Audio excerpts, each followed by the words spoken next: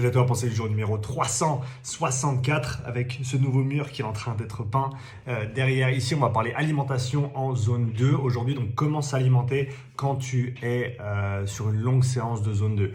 De manière générale, les règles qui s'appliquent, et après bien sûr, il peut y avoir des nuances là-dedans, mais de manière générale, si c'est en dessous de 1h30, il n'y a pas nécessairement besoin de nutrition, en tout cas pas pendant l'effort.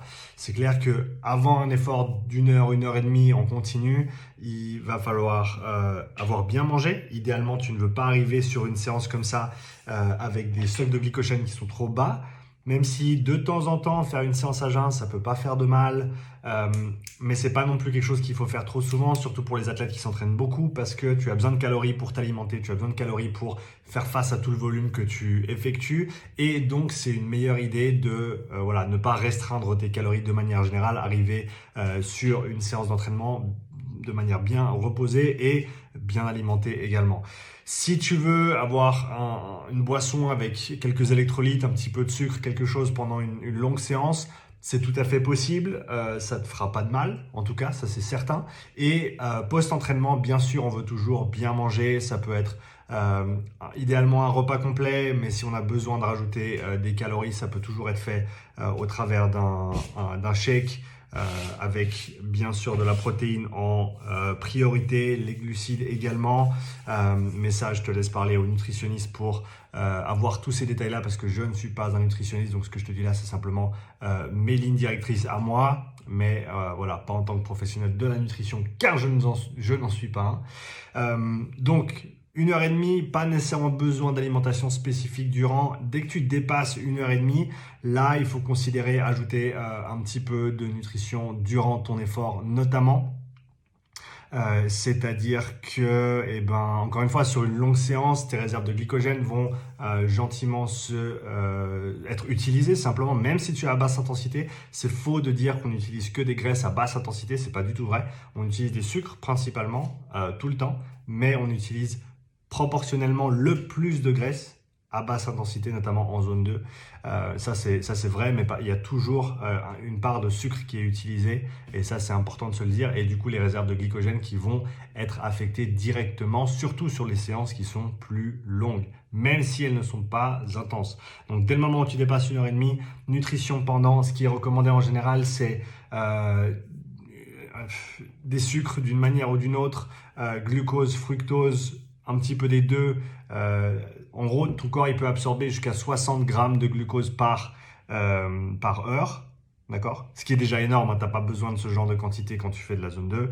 Là, on parle de cyclisme professionnel, par exemple, où les mecs ils tournent à 100-120 grammes de sucre, de glucides à l'heure, et glucose, fructose, parce que en gros, jusqu'à 60 grammes par heure à peu près, tu arrives à l'ingérer, et tout ce qui passe en dessus de ça, si tu prends 80 grammes de glucides par heure, ou de glucose par heure, tu vas pas pouvoir tout absorber.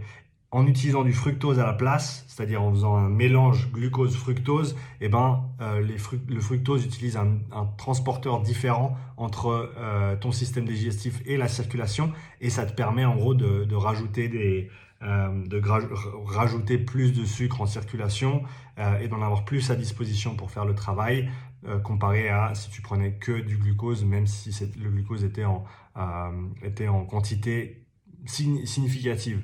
Donc, du glucose et ou du fructose, c'est pas très important, et ça va dépendre aussi de la durée de ton effort, mais en gros, dès le moment où tu dépasses 1h30 d'effort à basse intensité même, il faut t'alimenter, il faut être bien alimenté avant, il faut bien t'alimenter après, mais tu peux aussi t'alimenter durant, ok, donc avec peut-être une de ces boissons qui contiennent du sucre. Après, il y a tout un débat sur justement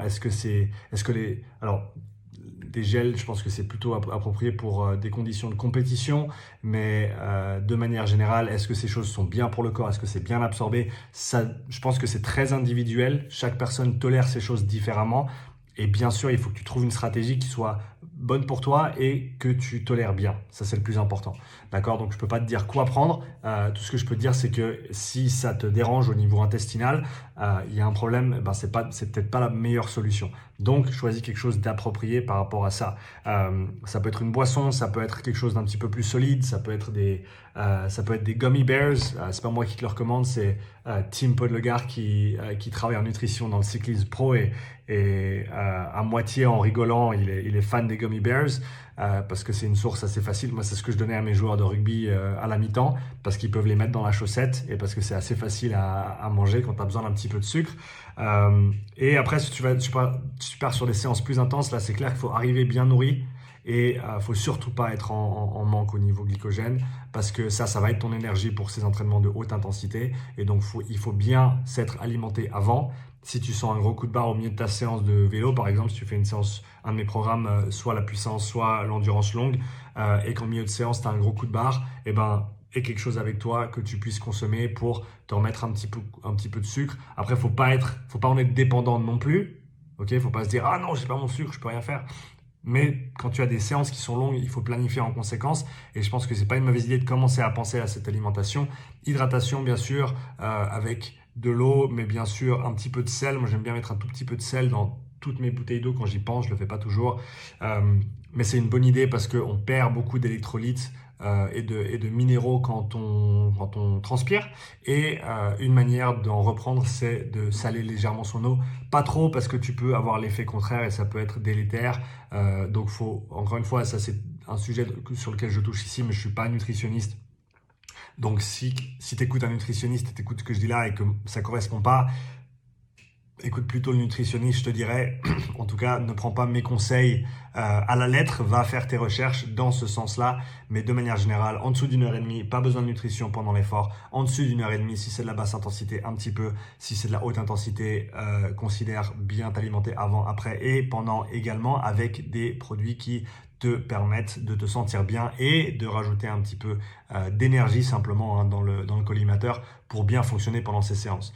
Voilà pour cette pensée du jour. Dis-moi ce que tu en penses dans les commentaires. Si tu as d'autres questions dans les commentaires, alors les pouces c'est vers le haut. Par contre, les commentaires c'est en bas sous la vidéo. Laisse-moi un commentaire. Dis-moi le sujet que tu aimerais que j'aborde prochainement dans les pensées du jour. C'est toujours chouette de prendre des requêtes de la part de la communauté, de ta part à toi. Donc merci pour ta contribution. Je te dis à bientôt pour une nouvelle pensée du jour. Ciao.